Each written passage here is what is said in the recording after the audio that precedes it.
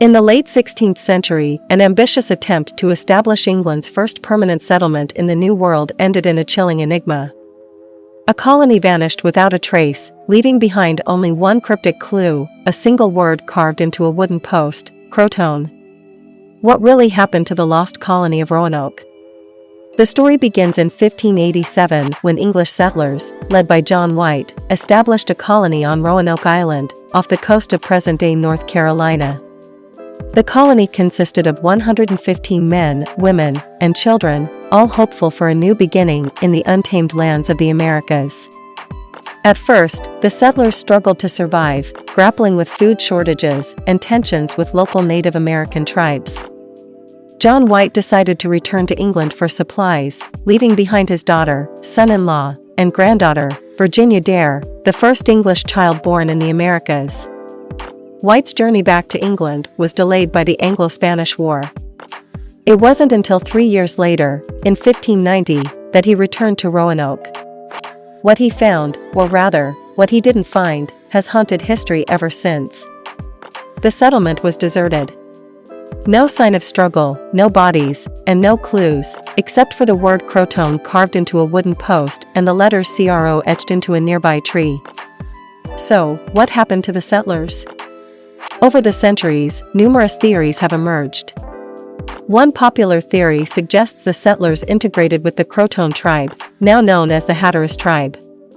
Some later explorers reported sightings of Native Americans with European features, lending credibility to this idea.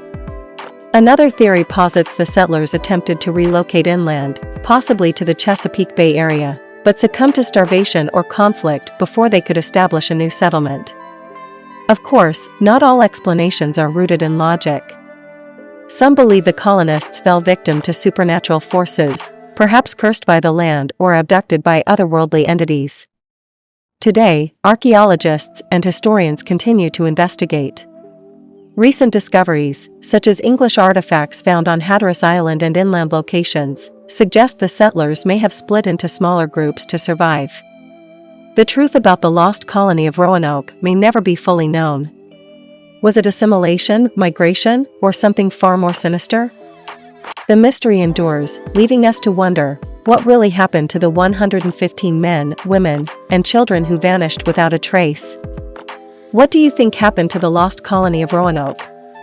Share your theories in the comments below. Don't forget to like, subscribe, and hit the bell icon for more unsolved mysteries. Welcome, mystery seekers.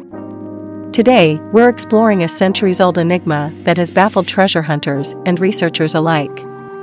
It's a tale of hidden wealth, strange discoveries, and traps that seem designed to keep something secret. Join us as we dive into the mystery of the Oak Island Money Pit. Off the coast of Nova Scotia, Canada, lies a small island with a big mystery. For over 200 years, people have been trying to unearth what's hidden in a place known as the Money Pit. But what makes this treasure hunt so compelling? Let's go back to where it all began. In 1795, a young man named Daniel McGinnis noticed a strange circular depression on Oak Island. Curious, he began digging with 2 friends. They soon found layers of logs and stone, each marking a precise 10 feet down. It was clear this wasn't just an ordinary hole, it was an engineered shaft. As they continued, they found mysterious symbols and even more layers, reinforcing their belief that treasure awaited them below. But each layer they uncovered only deepened the mystery. Over the years, many theories have emerged about what might lie at the bottom. Some say it's pirate treasure, maybe from the infamous Captain Kidd. Others think it might be the hidden jewels of Marie Antoinette or even treasures from ancient civilizations. Along the way, excavators have uncovered unusual items, fragments of a gold chain, a piece of parchment, and even coconut fiber, something strange for an island in Canada. But the biggest mystery is the elaborate trap that keeps the pit flooded with seawater, preventing people from digging too deep. Here's where it gets even stranger. According to legend, 7 people must die before the treasure will be found. And as of today, 6 people have lost their lives trying to solve this mystery. Each expedition has faced accidents, cave-ins, and strange setbacks. Despite modern technology, no one has reached the bottom, and the mystery of what, if anything, lies at the end of the money pit remains unsolved. Is it cursed, or just incredibly well hidden? So, what do you think? Is Oak Island home to a buried fortune, or just an elaborate construction with no treasure at all? Let us know your theories in the comments below. Thanks for watching, mystery lovers. Don't forget to like, subscribe, and hit the bell icon for more tales of the unknown. Until next time, keep searching for the truth. Imagine if everything you know about the past, the stories, the dates, the rulers, was wrong. Imagine that someone, centuries ago, altered history, adding entire centuries that never happened. Today, we explore a theory that suggests history itself might be an illusion. Welcome to the mystery of the phantom time hypothesis. In 1991, German historian Dr. Herbert Illig proposed a radical idea, the phantom time hypothesis. According to him, nearly 300 years of our history, specifically from AD 614 to 911, were fabricated. That's right, he suggested that parts of the early Middle Ages never actually happened. But why would anyone tamper with time? Dr. Illig theorized that this deception was orchestrated to legitimize the rule of the Holy Roman Emperor Otto III, who wanted to reign during the millennium, the year 1000 AD. This manipulation, he claims, was a collaboration between the Byzantine Empire, the Roman Catholic Church, and the Holy Roman Empire. Illig believed he found clues pointing to these missing years.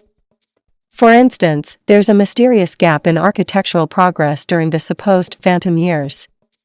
Buildings that should date back to this era are nearly absent, with very few records of significant constructions.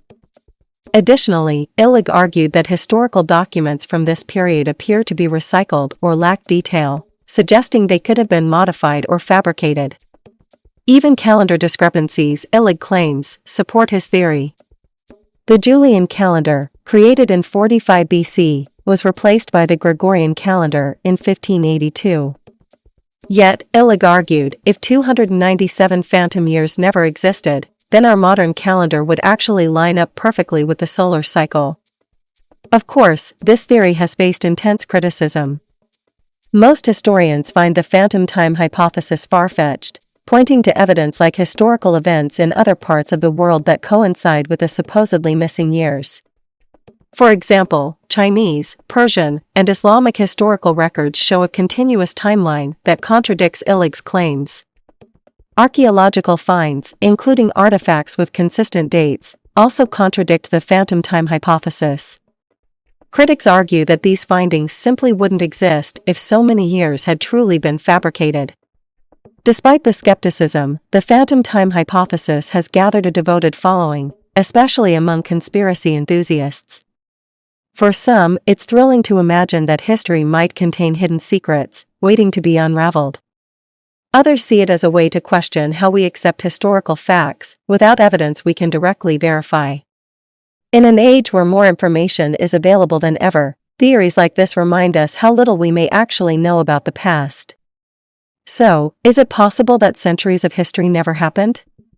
Could we be living in a timeline altered for political gain? Or is this theory just another strange footnote in our endless fascination with conspiracy and mystery? Let us know what you think. In the heart of Suffolk, England, lies a village called Woolpit. While it may seem like any other quaint English village, Woolpit holds one of the most puzzling mysteries of medieval Europe, an enigma that has baffled historians, scholars, and skeptics alike. This is the story of the Green Children of Woolpit. It was sometime in the 12th century when the villagers of Woolpit stumbled upon something beyond belief. Two children, a boy and a girl, appeared out of nowhere. They were discovered near a wolf pit, a type of trap used to protect the villagers' livestock from wolves. But what made these children extraordinary were their features. Their clothes were strange, their language was unrecognizable, and their skin had an unusual, almost unnatural green tint. This story of the Green Children of Woolpit is well documented in the writings of chroniclers like Ralph of Coggeshall and William of Newburgh. Both recorded accounts of these mysterious children, something unheard of for such a rural, medieval village. The villagers tried to speak with the children, but their words were like nothing anyone had ever heard. no one could understand them. And despite offering them all kinds of food, the children refused to eat until they were given raw beans. After some time, the children began eating other types of food, and their green skin slowly returned to a more natural color. But then, tragedy struck. The boy became ill and, sadly, passed away. However, the girl grew stronger, learned English, and eventually revealed her and her brother's story. According to her, they came from a place called St. Martin's Land, a world of twilight where everyone was green. She said they'd been herding cattle when they suddenly found themselves in a strange new land after following the sound of church bells. This statement raises so many questions. Where was St. Martin's Land? Was it an allegory for something? Or could it be that they came from some unknown civilization, hidden away from the world? Over the years, countless theories have emerged. Some speculate they may have been Flemish children fleeing persecution, their skin color an effect of malnutrition. Others believe in a supernatural explanation, suggesting they came from a parallel dimension or were part of an ancient legend brought to life. Modern science has also stepped in, with some experts suggesting the children's green color could have resulted from chlorosis, a condition caused by a severe iron deficiency. But does that fully explain the language, the strange origin story, and their mysterious arrival? To this day, no one has been able to prove where the children came from or why their story has endured. Were they just children lost in a foreign land, or is there something more hidden in the quiet fields of Woolpit? Centuries have passed, yet the mystery of the green children of Woolpit lives on, capturing our imaginations and reminding us that some mysteries may never be solved.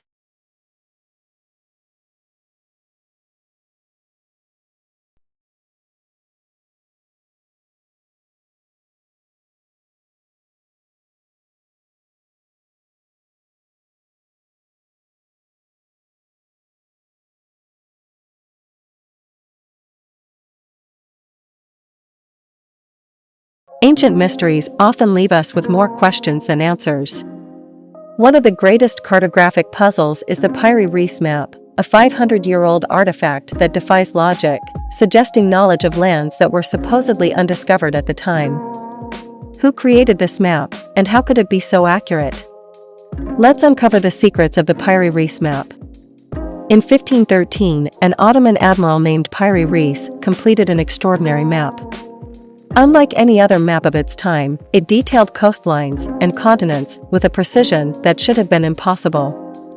How did Piri Reis, a man born in a time before advanced navigation tools, capture so much detail of the known and unknown world? Drawn on a piece of gazelle skin, the Piri Reis map depicts parts of Europe, North Africa, and South America with incredible accuracy. This would be impressive on its own, but what has mystified historians and scientists is the map's depiction of the coast of Antarctica, centuries before it was officially discovered. The Piri Reis map includes coastlines and features that were unknown at the time. Antarctica, in particular, appears without ice, a geographical detail that wouldn't be confirmed until the 20th century. This raises a profound question: did ancient civilizations have knowledge lost to history? Or was Piri Reis working from sources we no longer have today? The Piri Reis map might have been drawn using information from ancient maps dating back to civilizations like the Greeks or Egyptians, who possibly explored or inherited knowledge of distant lands. It's possible that these sources were lost, leaving us only with fragments. Many theories attempt to explain the Piri Reis map. Some suggest it could be based on ancient Greek or Phoenician maps. Others believe in the possibility of lost civilizations, like Atlantis, passing down knowledge. A more controversial theory even suggests that the map shows Earth as viewed from above, as if from the sky. This theory has led some to suggest extraterrestrial involvement or ancient alien technology. But skeptics argue that the map's unusual features might be due to interpretation errors or artistic liberties taken by Piri Reis himself.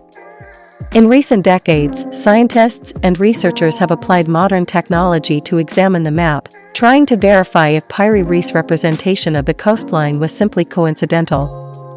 However, the findings have only deepened the mystery. The precise alignments with modern maps are uncanny, making it harder to dismiss as mere coincidence. Did Piri Reis have access to a lost source of knowledge that has since vanished? Or could this be an instance of remarkable coincidence or artistic interpretation? The Piri Reis map remains one of history's greatest cartographic mysteries. With its striking accuracy and unexplained details, it challenges our understanding of ancient civilizations. Was it a map made by skilled cartographers with incredible foresight? Or are there secrets in our history that we have yet to uncover?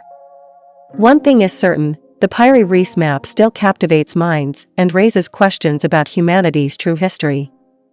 Perhaps, someday, we'll uncover the lost knowledge that inspired it. Imagine a sound, persistent, untraceable, and so elusive that it drives people to the brink of madness. Welcome to the mystery of the Taos hum, a phenomenon that has puzzled scientists, baffled locals, and intrigued mystery seekers for decades. Nestled in the high desert of northern New Mexico, Taos is a serene and artistic town. But for some, it's also the epicenter of an unsettling auditory anomaly, a low-frequency hum that defies explanation. It's like a diesel engine idling in the distance. At first, I thought it was a truck, but it never went away. I only hear it at night. It's faint but persistent. It feels like it's inside my head, not coming from outside. The Taos hum first gained attention in the early 1990s when numerous residents reported hearing the mysterious sound. It wasn't long before scientists, audiologists, and even government agencies got involved. But their investigations yielded more questions than answers. We've measured sound frequencies in the area and conducted hearing tests on those affected. Yet, there's no consistent source or pattern. Some people hear it, while others in the same location hear nothing at all. Theories abound.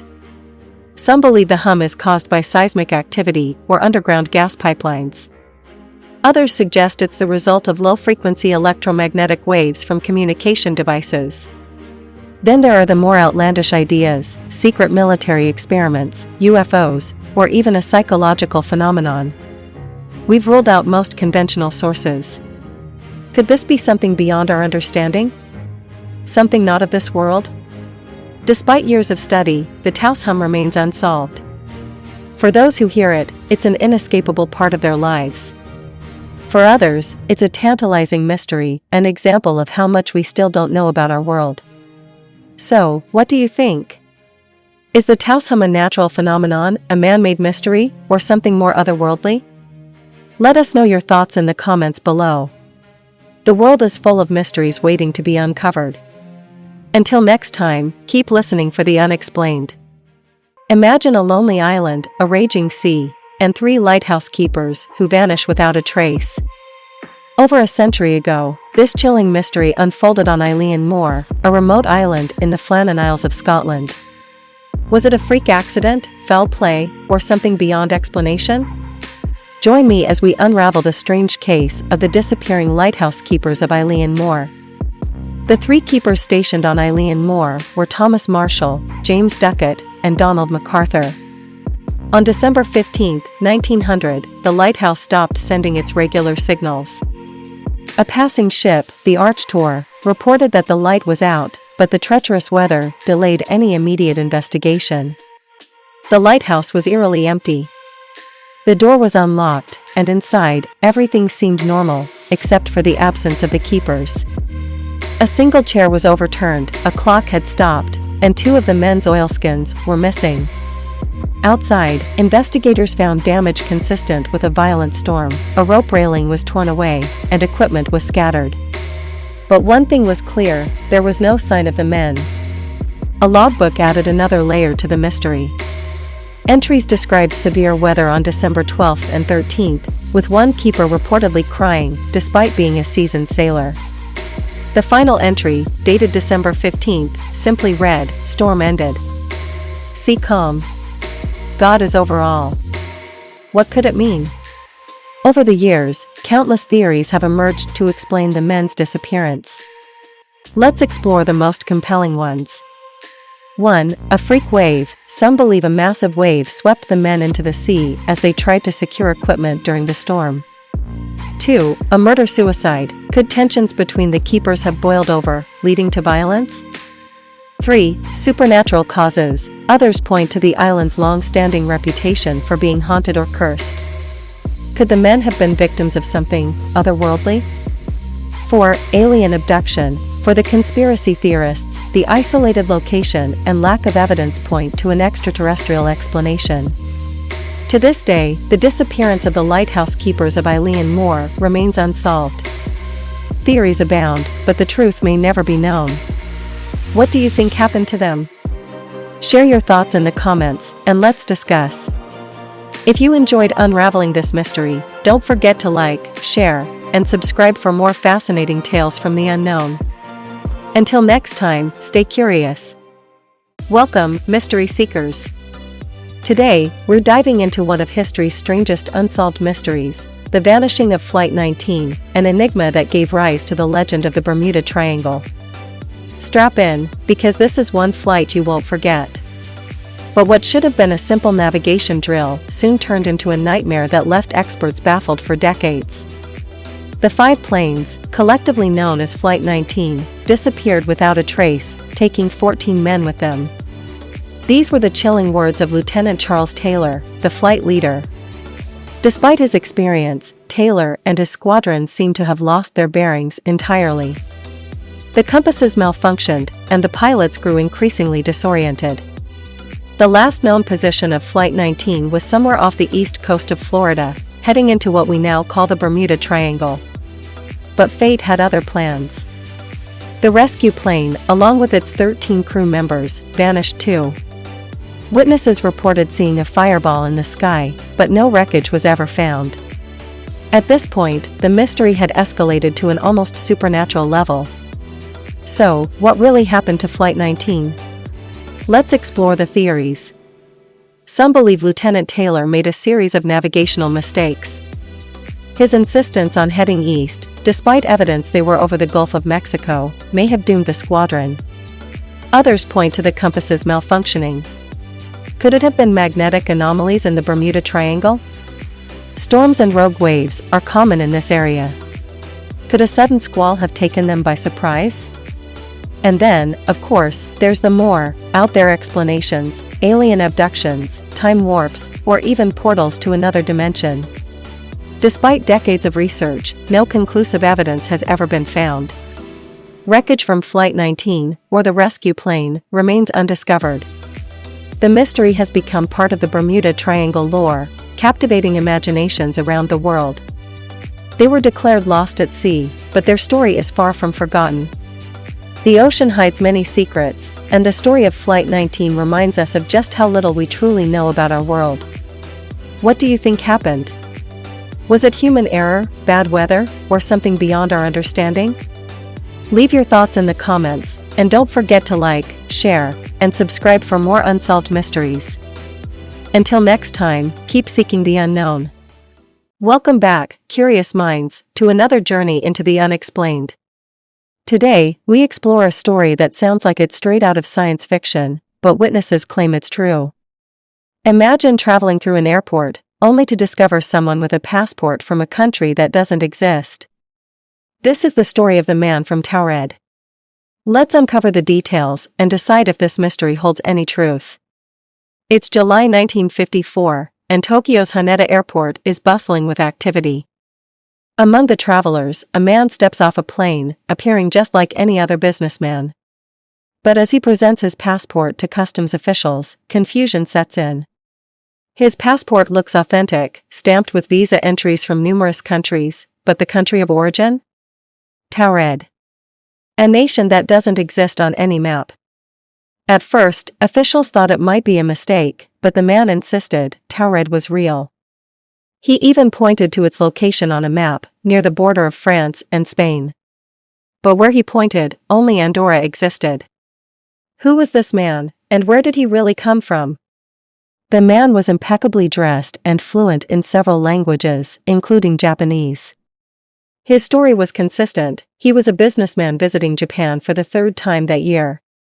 He even presented legal documents, including a driver's license, company papers, and currency from several countries. Everything seemed legitimate, except for Taured. Authorities were baffled. They decided to detain him in a nearby hotel while they investigated. The man reportedly complied without resistance, even expressing frustration at the situation. Guards were stationed outside his hotel room door, but by the next morning, the man had vanished. No trace of him or his belongings could be found. Even more mysteriously, all of his documents, including the Taured passport, disappeared from the airport's records. To this day, no one knows how he escaped or what happened to the evidence. Did he slip past security unnoticed? Or did he somehow return to the world he claimed to be from? The case of the Taured man has sparked countless theories. Some believe he was a time traveler or a visitor from a parallel universe, accidentally crossing into our dimension. Others think it could be an elaborate hoax, or perhaps a case of mistaken identity, fueled by Cold War paranoia. But skeptics argue there's little verifiable evidence that this incident ever happened. It could simply be an urban legend, passed down and embellished over the decades. Yet, the details remain eerily consistent in every retelling. Whether the man from Taured was a lost traveler, a clever con artist, or a figment of collective imagination, his story continues to fascinate. It raises bigger questions about the nature of our reality and whether other dimensions might occasionally overlap with our own. Could there really be worlds beyond our understanding, or is this just a tall tale that's too good to ignore? The truth remains as elusive as the man himself. So, what do you think? Was the man from Taured real, or just a myth born from a misunderstanding? Drop your thoughts in the comments below. And if you enjoyed this dive into the unexplained, don't forget to like, subscribe, and hit the bell icon for more mysteries every week. Until next time, keep questioning the world around you. In the realm of mystery, the answers often lead to more questions. In December 1872, a merchant ship named the Mary Celeste was discovered adrift in the Atlantic Ocean. Her sails were set, her cargo intact, and her lifeboat missing. But her crew completely vanished. To this day, the mystery of what happened remains one of the greatest unsolved enigmas of the sea. The Mary Celeste set sail from New York City, bound for Genoa, Italy, with Captain Benjamin Briggs, his wife, Sarah, their 2-year-old daughter, Sophia, and a crew of 7. It was a routine journey, until it wasn't. On December 4th, the British brig Dei Grazia found the Mary Celeste drifting aimlessly. When the crew boarded, they found no one aboard. The ship's provisions were untouched, and there was no sign of a struggle. Even more bizarre, the cargo of alcohol barrels was unharmed. The ship's logbook offered few clues. Its last entry placed the vessel near the Azores, but there was no indication of any distress. Over the years, countless theories have emerged. A sudden seaquake or waterspout may have forced the crew to abandon ship. Alcohol fumes from the cargo could have caused an explosion scare. Pirates? Unlikely, there was no evidence of looting. Or perhaps something more supernatural? Despite exhaustive investigations, the fate of the Mary Celeste's crew remains an unsolved mystery. Was it human error, a natural disaster, or something otherworldly? The Mary Celeste is a ghost ship in every sense of the word, an enduring reminder of the secrets the sea keeps. What do you think happened that fateful day in 1872? Subscribe for more mysteries and comment your theories below. Unraveling the mysteries of the world. Have you ever felt the chilling embrace of the unknown? This video will whisk you into the world's deepest mysteries, where the answers lurk beyond reach. From hidden realms to inexplicable phenomena, our journey begins in the shadows, beckoning the curious to venture further. Plunge into the ocean's abyss, where the Bermuda Triangle holds ships and planes captive in eerie silence. What dark forces linger beneath its waters? Experts remain baffled, leaving fragments of truth mingled with whispers of lore, a perfect invitation for the adventurous mind. The Nazca Lines, giant, ancient geoglyphs etched into Peru's vast desert, challenge all logic. Were they messages to the gods, or perhaps ancient astronauts? As scientists speculate, these silent figures invite you to ponder their purpose and the people who crafted them in centuries long past. In the heart of Egypt, the Sphinx and pyramids cast long shadows over the desert. Despite years of study, their secrets endure. What construction techniques did ancient engineers use? The fascination intensifies as each discovery leads to more questions, and every stone tells a hidden story. Are you ready to become a modern-day explorer? Join us as we delve into these mysteries, daring to ask, what if, amid the realities of our world? Subscribe, engage, and share your theories, because the thrill of the unexplained is best savored together. Your curiosity might just uncover the next great revelation. The mystery of the time-traveling hipster. Can history reveal evidence of visitors from the future? In 2010, a photograph taken in 1941 sparked debates that still baffle the internet. The so-called time-traveling hipster stands out in a crowd, wearing sunglasses, a graphic t-shirt, and holding what looks like a modern camera. Is this man proof of time travel, or just a case of mistaken identity? The photograph in question was taken during the reopening of the South Fork Bridge in British Columbia. The crowd appears ordinary, men in hats, women in dresses, except for one figure. His sunglasses seem decades ahead of the 1940s. His haircut and attire scream modern, and even the camera he holds looks out of place. When this image surfaced online, it quickly went viral. Theories poured in. Some claimed it was undeniable proof of time travel. Others suggested it was a prank or an elaborate hoax. Experts analyzed the photo and pointed out possible explanations. They argued that the sunglasses were actually available in the 1940s. The t-shirt? Likely a handmade sports jersey. And the camera? Compact designs like that existed as early as the 1910s. Yet, the debate didn't stop there. People questioned why he stood out so starkly in a crowd. Was he simply a man ahead of his time? Or was he intentionally trying to be noticed, perhaps as a clue from the future? The fascination with time travel isn't new. From H.G. Wells' The Time Machine to modern-day scientific theories about wormholes and relativity, the concept has captured our imagination. But so far, it remains in the realm of fiction, or does it?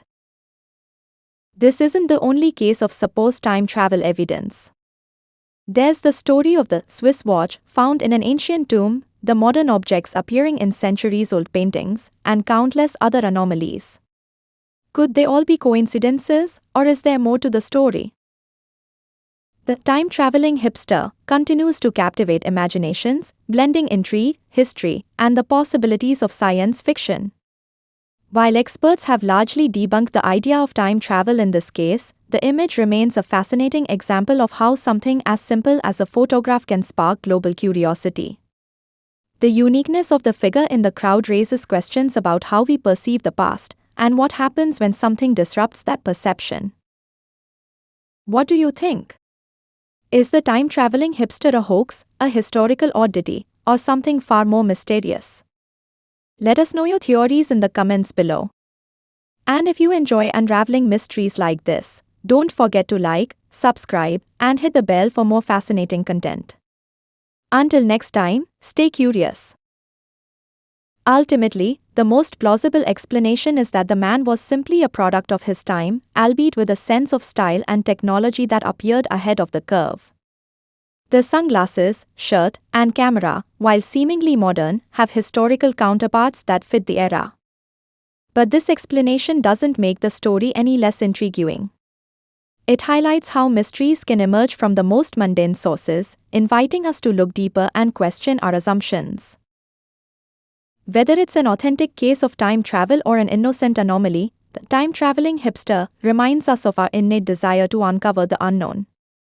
It's a testament to humanity's love for mysteries and the endless possibilities of what might lie just beyond our understanding.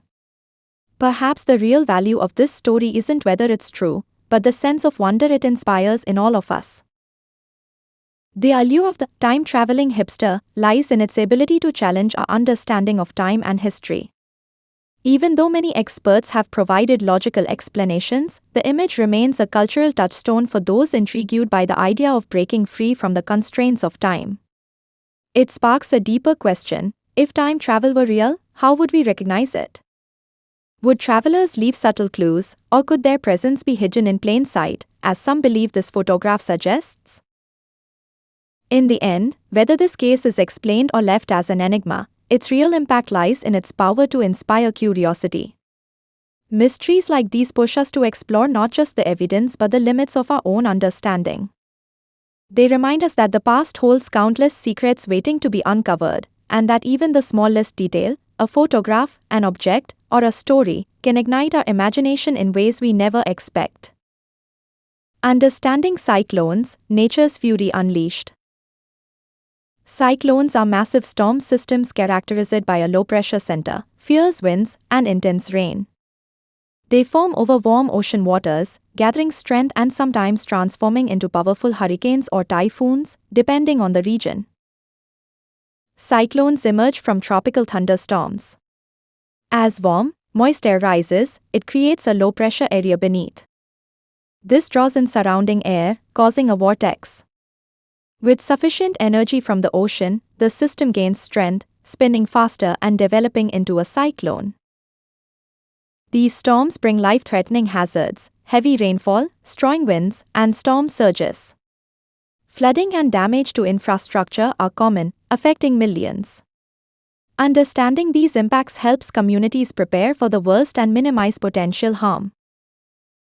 Stay updated through weather alerts and follow evacuation advice. Secure your home by reinforcing doors and windows. Have an emergency kit prepared. Simple steps can save lives, so ensure you are ready to respond effectively when a cyclone threat arises. Cyclones are powerful, but knowledge is a key defense. Share this video and talk to your community about cyclone preparedness. The more informed we are, the better we can protect ourselves and support each other in times of crisis. Stay safe and proactive. History is filled with tales of unexplained disappearances, but few are as enigmatic as the vanishing of Ambrose Bierce, a celebrated American author, journalist, and Civil War veteran. Known for his dark wit and haunting stories, Bierce's life was shrouded in mystery, and his disappearance became his final unsolved tale. Ambrose Bierce was a man of many talents. Born in 1842, he was best known for his short stories like An Occurrence at Owl Creek Bridge and his satirical work, The Devil's Dictionary. A cynic with a sharp tongue, Bierce earned the nickname Bitter Bierce. But his life took a dramatic turn in 1913 when he seemingly vanished without a trace. In 1913, at the age of 71, Bierce embarked on a mysterious journey to Mexico. He claimed to be researching a book on the Mexican Revolution, but hinted at something more cryptic in his letters. In one, he wrote, "Goodbye. If you hear of me being stood up against a Mexican stone wall and shot to rags, please know that I think it's a pretty good way to depart this life." These chilling words would become hauntingly prophetic. After crossing into Mexico, Bierce's trail goes cold. Theories about his disappearance range from the plausible to the bizarre. Some believe he was executed by Pancho Villa's forces, as he was reportedly last seen with the Revolutionary Army. Others think he may have wandered into the desert to end his life, in line with his grim worldview. Then there are wilder ideas. Did Bierce fake his death to live in obscurity? Or could he have fallen victim to a botched espionage mission, as some suggest? His disappearance has left historians and mystery enthusiasts guessing for over a century. Adding to the mystery, some have suggested paranormal explanations.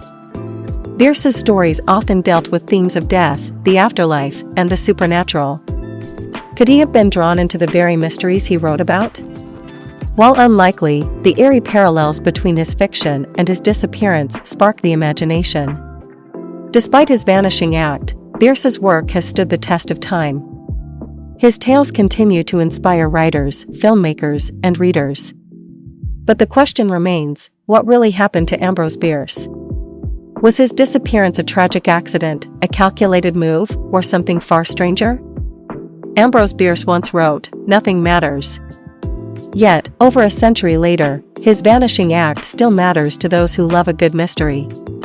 What do you think happened to the man who disappeared into the shadows of history? Share your theories in the comments below. If you enjoyed this story, don't forget to like, subscribe, and stay tuned for more unsolved mysteries.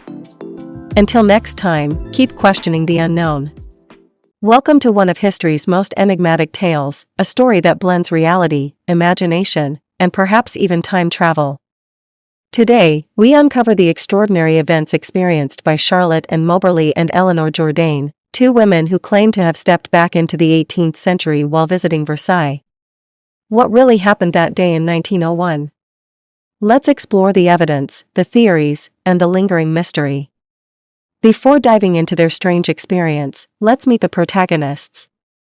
Charlotte and Moberly was an accomplished academic, the first principal of St. Hugh's College, Oxford. Moberly-Jourdain was her assistant principal and a scholar in her own right. Both women were rational, educated, and had no history of fanciful storytelling. They were not ghost hunters, nor were they seeking a paranormal experience. They were merely tourists, two intellectuals exploring the grounds of one of France's most famous landmarks. Their adventure began on a warm August day in 1901.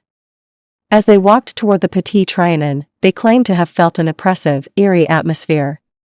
The path seemed deserted, yet they soon encountered figures who would transport them into another time. They later described these individuals as being oddly silent, with stiff, unnatural movements, almost like actors in a historical tableau. Was this a classic case of a time slip? Time slips are reported phenomena where people claim to momentarily experience the past as though it's their present. But what could cause such an event? There's no scientific evidence for time slips, but some theorize they could be glitches in the fabric of time, tied to places with strong emotional or historical resonance. Critics argue the incident could be explained by psychological factors. Shared hallucinations, while rare, are not impossible. Could Moberly and Jourdain's close friendship and shared expectations have influenced their perceptions? Our minds are wired to fill in gaps in perception.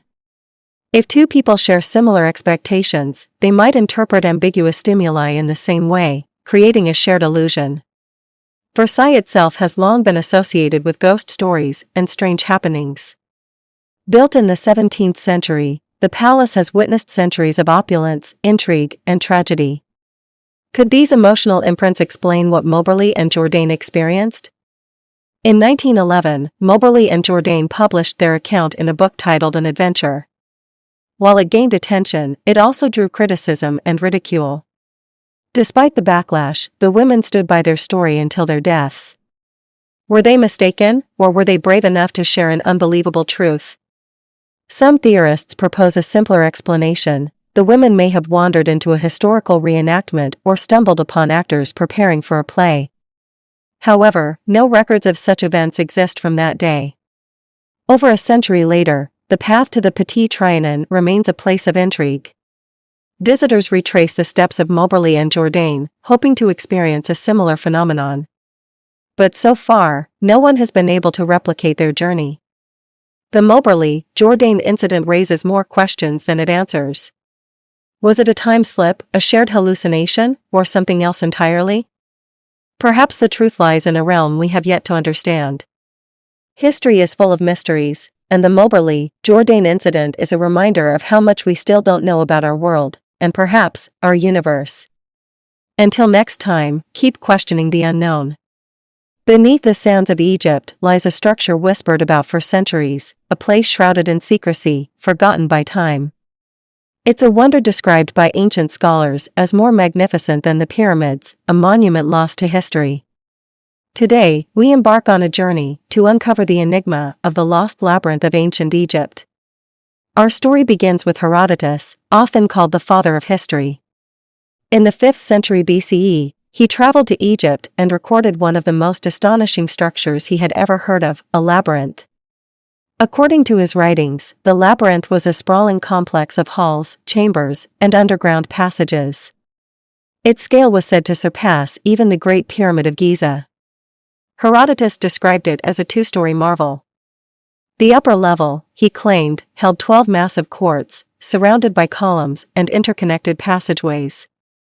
Below it? A subterranean labyrinth with countless tombs and chambers, a place of eternal rest for the kings of Egypt and sacred crocodiles.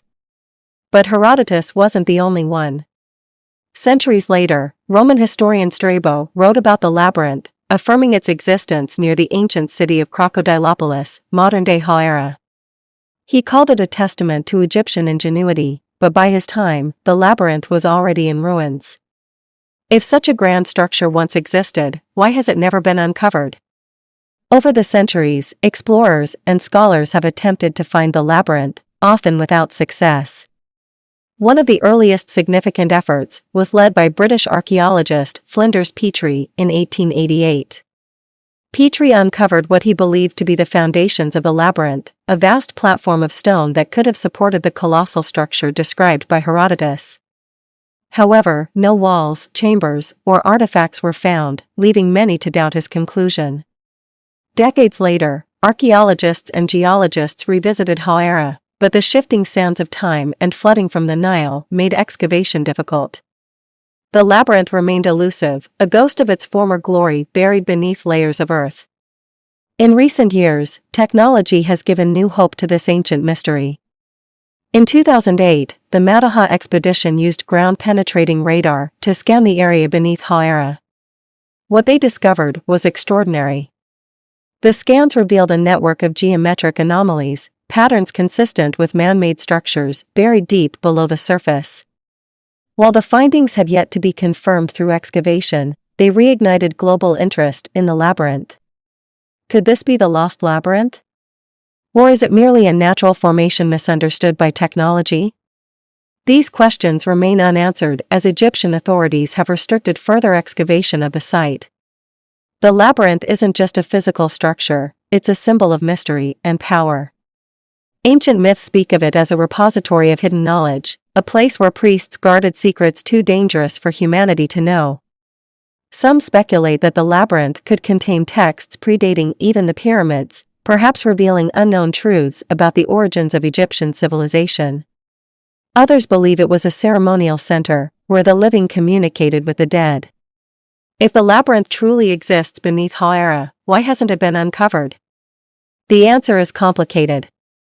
Political instability, funding challenges, and environmental factors have made large-scale excavations nearly impossible. Moreover, skeptics argue that the labyrinth may never have existed at all. Could it be that Herodotus exaggerated, or that the labyrinth was symbolic rather than literal? Without definitive proof, the debate continues. Theories about the labyrinth are as diverse as the scholars studying it. Was it a mausoleum, a palace, or a massive archive of ancient knowledge? Some even suggest that the labyrinth's true purpose was spiritual, designed to guide the soul through the afterlife.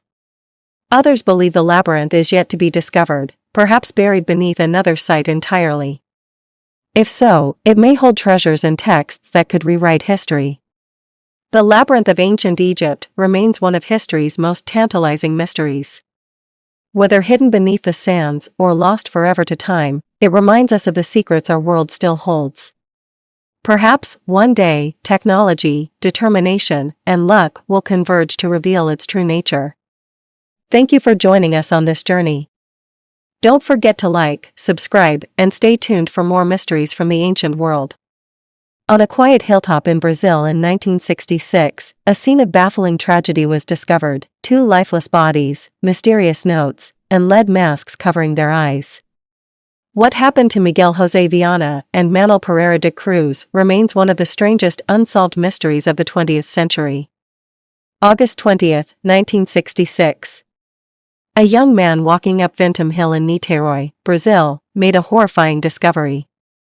Lying side by side in the tall grass were 2 men. They wore formal suits, waterproof coats, and most disturbingly, strange lead masks covering their eyes. There were no signs of struggle, no visible injuries. Beside them lay a notebook with cryptic instructions: 1630 be at the agreed place. 1830 ingest capsules. After effect, protect metals, await signal. This note would set the stage for one of the most perplexing investigations in Brazilian history. The 2 men were identified as Miguel José Viana, 34, and Manuel Pereira de Cruz, 32. They were electronics repairmen from Campos dos Goitacazes, a small town north of Rio de Janeiro. Friends and family described them as hardworking and devoutly religious. But they also had a peculiar interest in spiritualism, particularly practices involving communication with extraterrestrial beings. Witnesses claimed the men had been experimenting with creating spiritual devices to contact higher beings. On August 17, 3 days before their bodies were discovered, Miguel and Manuel left their homes, telling their families they were traveling to buy materials for work. They carried a large sum of cash and tools for their electronics projects. Eyewitnesses later reported seeing the men purchasing waterproof coats in Niterói. At a local bar near Vintum Hill, they bought a bottle of water, possibly to ingest the capsules mentioned in the note. But after that, their movements became a mystery. When authorities arrived at the scene, they were puzzled. The bodies showed no signs of physical trauma, no evidence of poisoning, and no explanation for their deaths. Even more baffling were the lead masks. These were crudely cut pieces of metal, shaped to fit over their eyes. Some theorized they were used to shield the men from radiation or bright light, possibly linked to their spiritual experiments. The autopsy results were inconclusive. There was no trace of drugs or toxins. The capsules mentioned in the note were never found, leaving a crucial gap in understanding their cause of death. The lead masks are unlike anything seen in conventional spiritual practices. Their purpose remains speculative, tied to UFO sightings, spiritual rituals, and pseudoscience. As with any great mystery, theories abound. One of the most popular involves UFOs. During the 1960s, Brazil was a hotspot for reported alien encounters, and Miguel and Manuel believed they were on the verge of contacting extraterrestrial beings. Could the signal in the note refer to a UFO? Another theory links their deaths to spiritualism. In the 1960s, Brazil saw a rise in esoteric practices, blending Catholicism and mysticism.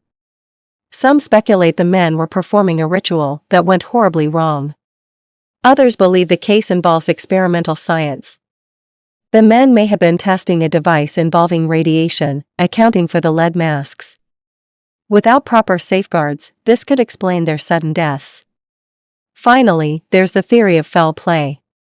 Could someone have exploited their beliefs, leading them to their deaths? Some even suggest government experiments or cover-ups related to secret technology.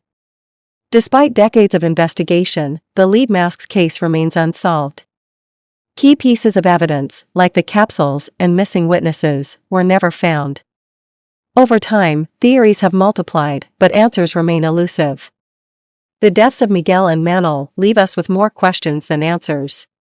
Were they victims of their own beliefs, or did they stumble upon something beyond human understanding?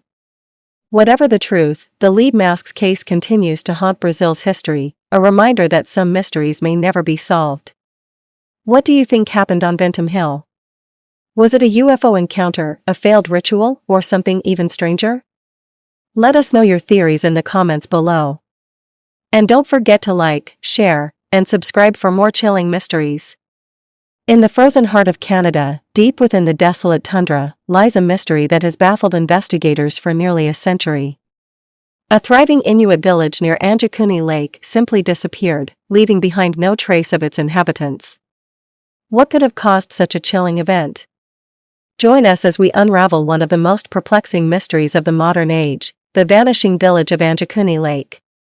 Our story begins in November 1930, when an experienced fur trapper named Joe LaBelle embarked on a journey across the barren tundra. LaBelle was no stranger to the cold wilderness, and he often relied on the hospitality of Inuit villagers for food and shelter. He approached the Anjikuni Lake settlement, expecting warmth and conversation, but instead, he found silence. A silence so profound it chilled him to the bone. The village was abandoned. Tools were left in mid-use. Half-cooked meals sat frozen in pots. The sled dogs, left behind, were found starved to death, an unusual and tragic sight. But what truly shocked LaBelle was the absence of footprints in the snow, as if the villagers had vanished into thin air. LaBelle reported the incident to the Royal Canadian Mounted Police, RCMP. What followed was an investigation filled with more questions than answers. According to reports, the RCMP found no evidence of foul play, no blood, no signs of struggle, no indication of where the villagers had gone. Even the graves in the nearby burial ground were said to have been emptied, their contents mysteriously removed. The RCMP's official stance later dismissed the story as exaggerated folklore. However, skeptics argue that their dismissal was an attempt to avoid panic or to cover up something far more sinister. Over the years, countless theories have emerged to explain the vanishing of the Anjikuni villagers. Let's explore some of the most prominent ones. Some believe the villagers abandoned their settlement due to famine or disease. The Canadian wilderness is unforgiving, and a harsh winter could easily force even the hardiest of communities to flee.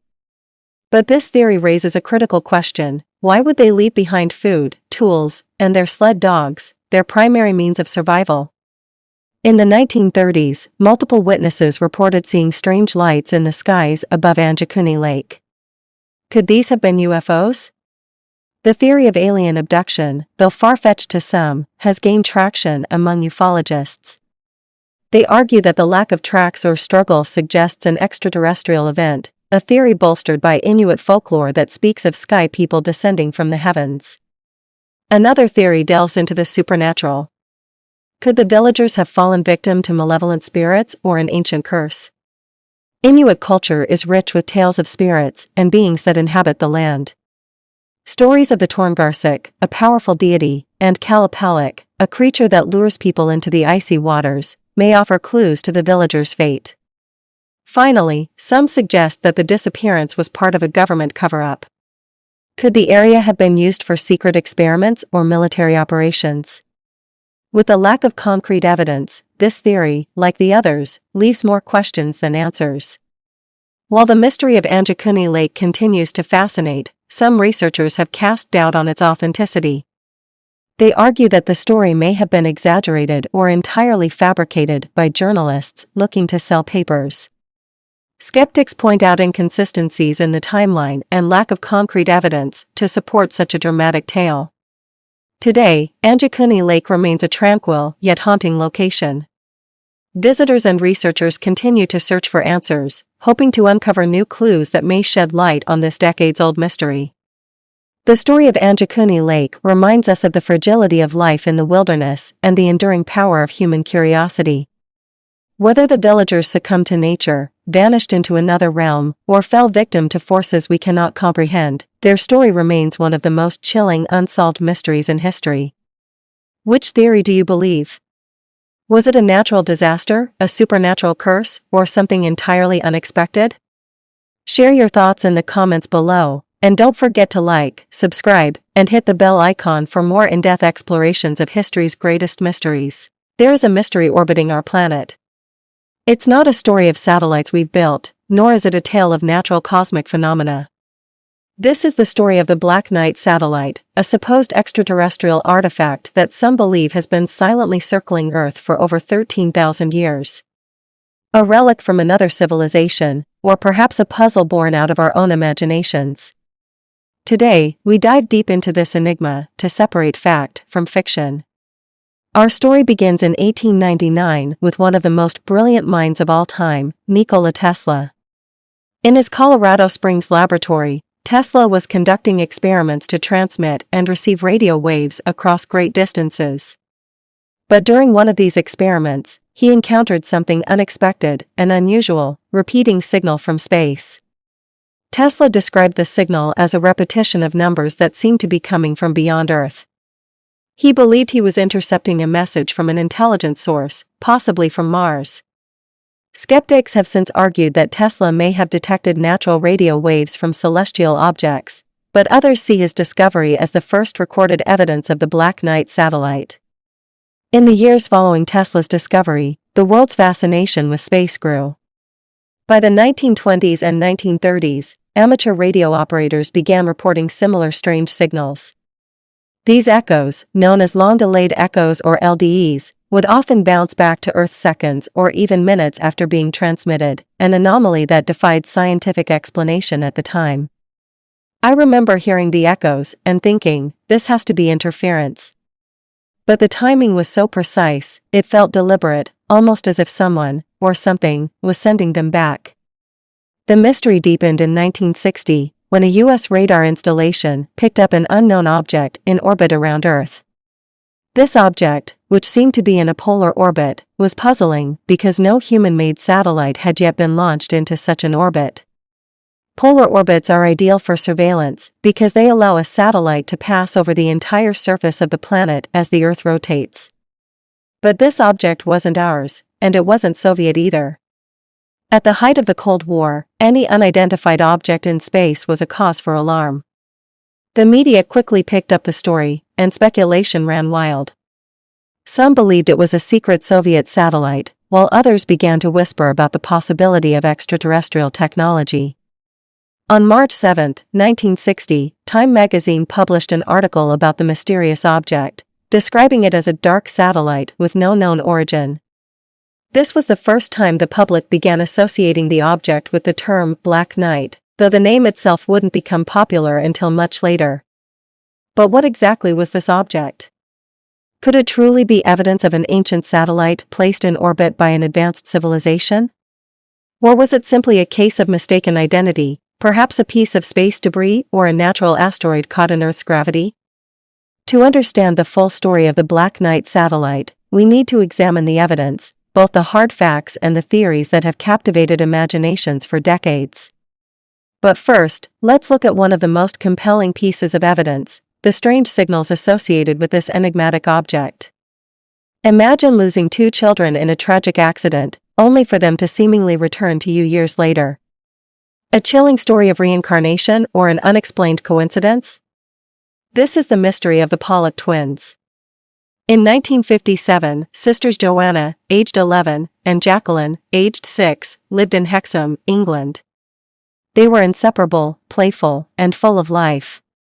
But their story took a devastating turn when both girls tragically died in a car accident while on their way to church. Their parents, John and Florence Pollock, were heartbroken. Yet, John held an unusual belief. He was convinced that his daughters would return to them in some form. A year later, Florence gave birth to twin girls, Jillian and Jennifer. At first glance, nothing seemed out of the ordinary, until the couple noticed strange similarities between the twins and their deceased daughters. Jennifer was born with 2 distinct birthmarks. One was on her forehead, resembling a scar Jacqueline had from a fall. The second was on her waist, matching one of Jacqueline's previous birthmarks. Strangely, Jillian, the older twin, had no such marks, just like Joanna. As they grew older, the twins began to exhibit peculiar behaviors. They recalled details about Joanna and Jacqueline's lives, including the layout of their previous home, places they had never visited, and toys that had belonged to their late sisters. They even seemed to share a fear of cars, often panicking when crossing the street. These incidents baffled their parents and drew attention from psychologists and paranormal researchers. Some considered this proof of reincarnation, while skeptics believed the parents may have unintentionally influenced the twins' behavior. By the time Jillian and Jennifer turned 5, these eerie memories began to fade. The twins grew up and led ordinary lives, leaving behind this strange chapter of their childhood. The case of the Pollock twins remains one of the most compelling stories in the study of reincarnation. Was it a case of past lives revisited, or simply the power of suggestion and coincidence? The truth remains elusive. What do you think? Could the Pollock twins really have been reincarnations of their older sisters, or is there a more rational explanation? Let us know your thoughts in the comments below. Don't forget to like, subscribe, and hit that notification bell for more mysteries that defy explanation. On a cold February night in 1994, Riverside General Hospital in California became the epicenter of one of the most bizarre medical mysteries in modern history. The arrival of one patient, Gloria Ramirez, would lead to chaos, confusion, and a series of events that have baffled experts for decades. What turned this 31-year-old mother into what some would later call a biological hazard? Tonight, we will dive into the life of Gloria Ramirez, retrace the horrifying events of that night, and explore the chilling theories that surround this unsolved medical mystery. Gloria Ramirez was a loving mother of two, described by her friends and family as compassionate, funny, and fiercely dedicated to her children. But in late 1993, Gloria's life took a devastating turn. She was diagnosed with late-stage cervical cancer. Gloria was a fighter. Even when the odds were against her, she tried to stay strong for her kids. She refused to give up hope. Facing limited options, Gloria turned to chemotherapy and other treatments, but some close to her believe she may have explored alternative remedies to manage her pain, remedies that could hold clues to the mystery of her final hours. At 8:15 p.m., Gloria Ramirez was rushed into the ER. Her vitals were dangerously low. Doctors and nurses immediately began efforts to stabilize her. But as they worked to save her life, something unusual happened. What's that smell? It's sharp, like ammonia. Staff reported a chemical-like odor coming from Gloria's blood. As they examined it further, strange particles were noticed floating in the sample, particles they would later describe as crystals. Moments later, the unthinkable happened. Medical staff began collapsing, one after another, overcome by dizziness, nausea, and shortness of breath. In total, 23 ER personnel fell ill, 5 of whom required hospitalization. The ER was evacuated, leaving only a skeletal crew to attend to Gloria. Despite their efforts, Gloria Ramirez was pronounced dead at 8:50 p.m. But for the staff at Riverside General, the nightmare was far from over. With no clear explanation for what had happened, the case quickly escalated. Gloria's body was treated as a potential biohazard and was sealed in an airtight coffin to prevent contamination. Autopsy results pointed to kidney failure caused by advanced cancer, but they failed to explain the bizarre symptoms experienced by the ER staff. The incident raised many questions. Could Gloria's condition have caused the release of a toxic substance? Or was something else introduced into the environment that night? One prevailing theory centered around dimethyl sulfoxide, or DMSO. This solvent, sometimes used as a home remedy for pain relief, may have accumulated in Gloria's body. When combined with the oxygen administered in the ER, it could have formed dimethyl sulfate, a highly toxic gas capable of causing the symptoms experienced that night. But this explanation was not universally accepted. While DMSO could theoretically account for some of the events, many experts argued that the reaction conditions were unlikely to occur naturally. So, what else could have happened? Another prominent theory suggested that the incident was a case of mass hysteria. Under extreme stress, individuals in close quarters can experience physical symptoms triggered by psychological factors. But could mass hysteria alone explain the crystals in Gloria's blood or the chemical odor? Then there were the more unconventional theories. Some claimed that Gloria had been exposed to a highly experimental treatment or even an unknown toxin. Others ventured into the realm of the paranormal, suggesting extraterrestrial involvement or a government cover-up. Years later, the incident at Riverside General Hospital remains one of the most perplexing medical mysteries. For the staff who survived, it was a life-altering experience, raising concerns about workplace safety and the limits of medical science. As for Gloria's family, they continue to seek answers. Was Gloria Ramirez the victim of a tragic medical anomaly, or is the truth far stranger than anyone dares to imagine? Nearly 30 years later, the case of Gloria Ramirez remains a haunting enigma. What really happened that fateful night? Perhaps the answers lie hidden in the shadows, or perhaps we'll never know. In the shadowy streets of Eastern Europe during the Cold War, an ominous legend began to spread, one that would terrify generations. The Black Volga, a car of sleek darkness, said to appear out of nowhere, abduct people, and vanish without a trace. Was it a tool of secret government agencies, a cursed vehicle driven by sinister forces, or just a chilling urban legend? Today, we dive into this mystery, uncovering its origins, conspiracy theories, and its lasting impact on popular culture. Buckle up for the ride of your life, because this tale is anything but ordinary. The legend of the Black Volga originated during the 1960s in Eastern Europe. The Volga car itself was a luxury vehicle, associated with government officials and the elite. But this particular car, the Black Volga, was different. Witnesses described it as a jet black GAZ-21 model with white curtains and tinted windows. Rumors claimed it would appear at night, stalking individuals who would later vanish without a trace. The Black Volga was the devil's car. If you saw it, you were already doomed. Anonymous Polish folklore.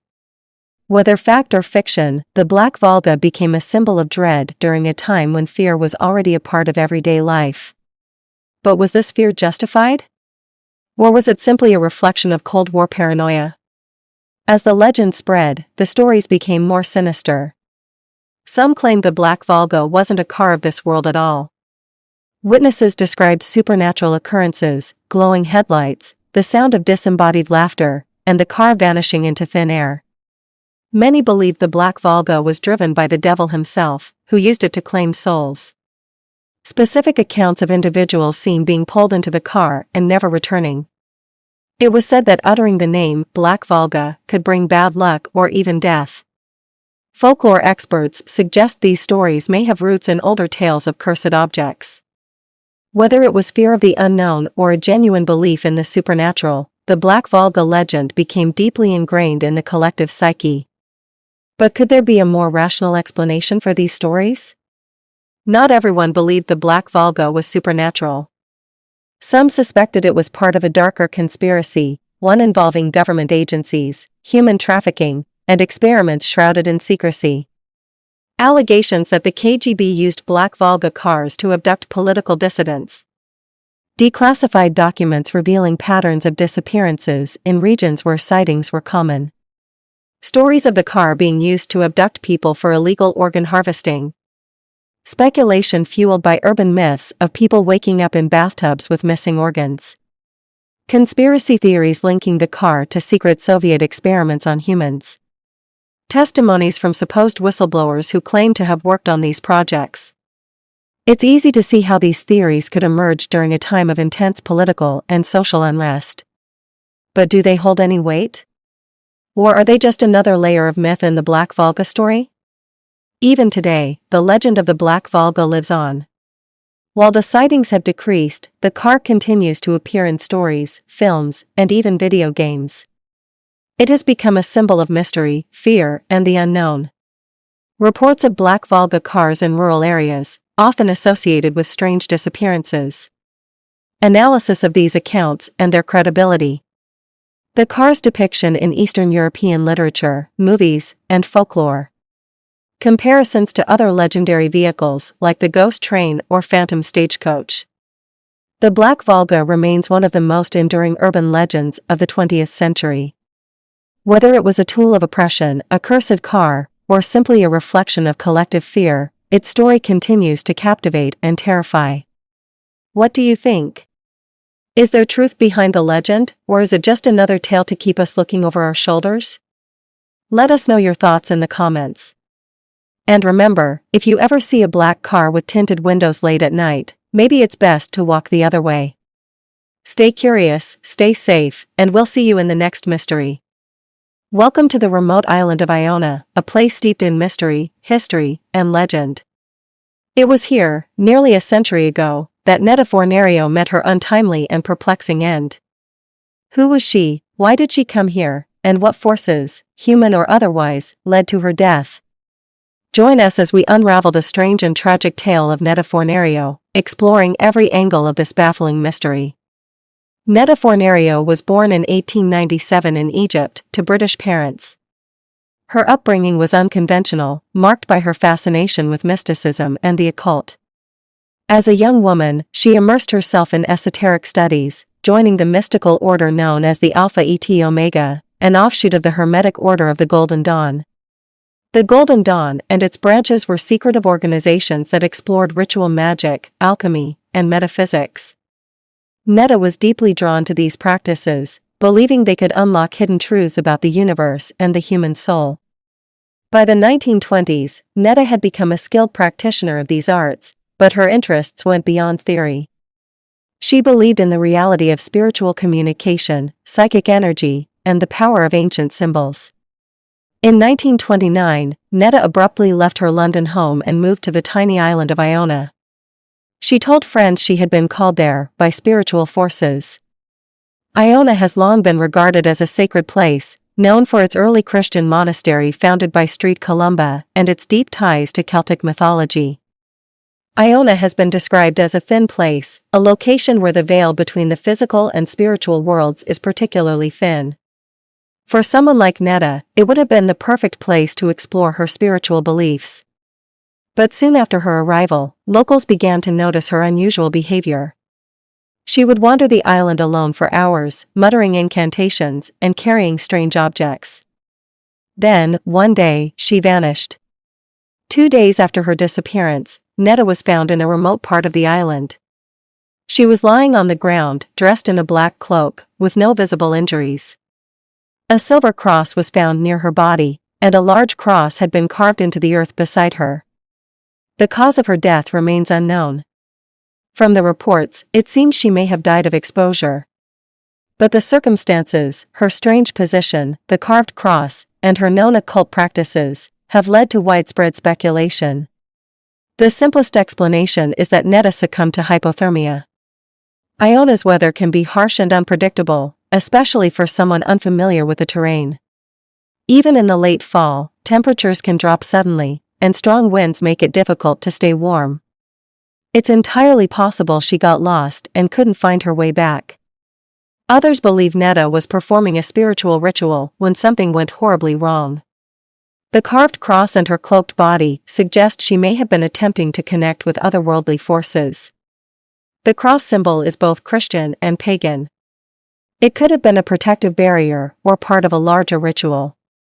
If she was invoking spirits, she might have pushed her body or mind too far. Some argue that Netta was murdered. Her outspoken nature and unconventional beliefs may have made her a target. However, there were no signs of struggle or injury. The autopsy at the time was inconclusive. Without modern forensic tools, determining the exact cause of death was impossible. And then there's the theory that captures the imagination of many, a supernatural encounter. Did Netta tap into forces beyond her understanding, leading to her demise? Netta Fornario's death remains a haunting enigma, a story passed down through generations of locals and mystery enthusiasts. To this day, visitors to Iona are drawn to the spot where she was found, searching for answers that may never come. We still talk about Netta. Her story is part of the island's lore. It's eerie to stand where she was found and wonder what really happened. Netta Fornario's life and death are a reminder of the mysteries that surround us, some rooted in the spiritual, others in the unknown. What do you believe happened to her on that fateful day in 1929? Share your thoughts below, and let's keep the discussion alive. Thank you for watching. Stay curious, and stay mysterious. Welcome to a journey into the unknown. Tonight, we unravel the mysteries of the Bennington Triangle, a place where reality blurs with the supernatural, and vanishings defy logic. For decades, this region in Vermont has been the center of unexplained disappearances, eerie legends, and chilling accounts of the paranormal. Are these events mere coincidence, or is there something about the land itself that resists explanation? Join us for the next 2 hours as we dive into the depths of this enigma, explore its history, recount its tragedies, and dissect the theories that continue to puzzle investigators and enthusiasts alike. The Bennington Triangle, as it's now known, was first named by Vermont author Joseph A. Citro. Its heart lies around Glastonbury Mountain, a desolate area once home to thriving logging communities. By the early 20th century, these towns were abandoned, their remains swallowed by the encroaching wilderness. Local lore suggests the land itself holds dark energy. Native American tribes avoided the mountain, believing it to be cursed. Some legends spoke of winds that changed direction unnaturally and creatures that prowled the dense woods. Is it possible that these ancient warnings foreshadowed the modern-day disappearances? In 1945, 74-year-old Midday Rivers, a skilled outdoorsman, led a hunting party near Glastonbury Mountain. As they hiked back, Midday walked ahead, confident in his knowledge of the area. But somewhere along the trail, he vanished without a trace. Despite an extensive search involving hundreds of volunteers, only a single clue was ever found: a spent rifle cartridge near a stream. Was this a sign of his last moments, or simply a red herring? What's baffling is that Midday was an expert. He knew these woods like the back of his hand. The idea that he got lost seems improbable. A year later, 18-year-old Paula Weldon, a sophomore at Bennington College, set out to hike the Long Trail, a popular hiking path near Glastonbury. Witnesses saw her enter the trail, but she was never seen again. Her disappearance prompted one of the largest search efforts in Vermont history. Planes, bloodhounds, and hundreds of volunteers combed the area, but Paula had seemingly vanished into thin air. To this day, no clues about her fate have been discovered. In 1950, Paul Jepson, just 8 years old, disappeared near a dump site while his mother tended to chores. When she turned around, Paul was gone. Bloodhounds picked up his scent but lost it at a crossroads, leading some to believe he was abducted. But who could have taken him, and why? 3 disappearances, 3 lives lost to the mystery of the Bennington Triangle. And these are just the beginning. Beyond the disappearances, the Bennington Triangle is also home to strange occurrences. Witnesses have reported glowing orbs drifting through the trees, unearthly sounds that echo in the night, and the feeling of being watched. The energy here is different. Some people describe it as oppressive, as if the land itself is alive. Native American tribes warned of the mountain's cursed nature, claiming the winds behaved unnaturally. Some stories even speak of a mysterious stone portal that could transport anyone who stepped through it to another dimension. Some believe the disappearances are linked to supernatural forces. UFO sightings have been reported in the area, leading to speculation about alien abductions. Others claim that the woods are home to Bigfoot, whose presence might explain the strange sounds and vanishings. Experts suggest more grounded explanations. The terrain is rugged, with hidden sinkholes and dense underbrush. Cougars and bears roam the area, posing a potential danger to hikers. Could these natural hazards be the real culprit? Another possibility is foul play. Could a serial killer or group of criminals be responsible? The area's isolation would make it the perfect hunting ground for someone with sinister intentions. Scientists have speculated that the region may experience geomagnetic anomalies, shifts in the Earth's magnetic field that could interfere with compasses and even human perception. Could these anomalies disorient hikers and lead them into danger? Today, Glastonbury Mountain remains largely untouched, a ghost town surrounded by wilderness. Hikers and thrill-seekers occasionally visit, but the sense of unease persists. People come here for the mystery, but most don't stay long. There's just something about this place that feels off. The Bennington Triangle is a place of questions without answers. Whether you believe in the supernatural, the natural, or something in between, one thing is certain: this region holds secrets we may never fully uncover. What do you think lies behind the mystery of the Bennington Triangle? Share your thoughts below, and don't forget to like, subscribe, and hit the notification bell for more deep dives into the unexplained. Until next time, stay curious and stay safe. Antarctica, a frozen wilderness at the edge of the Earth. A land of extremes, where temperatures plummet to deadly lows and sunlight disappears for months on end. For centuries, this remote continent has captivated explorers and scientists alike. But beneath its icy surface lies a mystery. Could Antarctica be hiding secrets from an ancient past, remnants of a lost civilization, or even something otherworldly? Today, we journey into the unknown to uncover the truth about Antarctica's hidden world. From ancient maps that seem to depict an ice-free Antarctica to bizarre theories of secret Nazi bases and alien activity, this enigmatic continent has become the focus of countless mysteries and conspiracies. Over the next 3 hours, we'll explore Antarctica's ancient history, cutting-edge science, and the chilling stories that refuse to melt away. Antarctica, now buried under miles of ice, wasn't always the desolate tundra we know today. Millions of years ago, it was part of the supercontinent Gondwana, a lush, green landscape teeming with life. Fossils of ancient plants and dinosaurs have been discovered beneath the ice, painting a picture of a tropical paradise long before the Ice Age began. But what if Antarctica's story doesn't end there? In 1513, the Ottoman admiral Piri Reis created a map that seemed to show the coastline of Antarctica centuries before its official discovery. Even more puzzling, it depicted the continent without its thick ice sheet, as if it had been mapped when it was still ice-free. How could a 16th-century cartographer have drawn such an accurate map of a land buried under ice for millennia? Some researchers argue that this suggests the existence of an ancient civilization with advanced knowledge of cartography and navigation. While the map is extraordinary, it's important to note that some elements may have been based on earlier sources or even pure speculation. Still, the level of detail raises questions. Could it be evidence of an advanced culture that predated recorded history? In modern times, scientists have uncovered evidence that challenges our understanding of Antarctica's icy landscape. Beneath the miles-thick ice sheet lie massive subglacial lakes, such as Lake Vostok, one of the largest freshwater lakes in the world. Sealed off from the surface for millions of years, these lakes are thought to harbor ecosystems entirely unique to Earth. Lake Vostok, in particular, has been the center of intense research. Some claim its isolated waters may contain microbial life forms that evolved independently, offering a glimpse into what life might look like on icy moons like Europa or Enceladus. But the lake has also become the focus of conspiracy theories, with claims that it hides ancient ruins or even alien technology.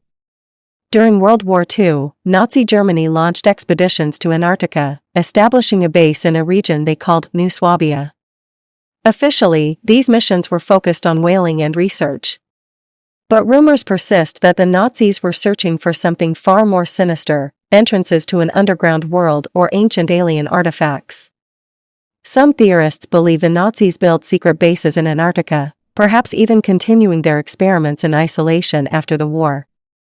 The infamous Operation High Jump in 1946, led by Admiral Richard Byrd of the United States, has fueled these claims. Officially, Operation High Jump was a U.S. Navy mission to establish a research presence in Antarctica. But Byrd's statements during and after the mission sparked wild speculation. He spoke of an enemy that could fly from pole to pole at incredible speeds, a statement some interpret as a reference to advanced technology or even UFOs. Byrd's comments suggest he encountered something beyond human capabilities. Was it advanced Nazi technology? Or could it have been extraterrestrial?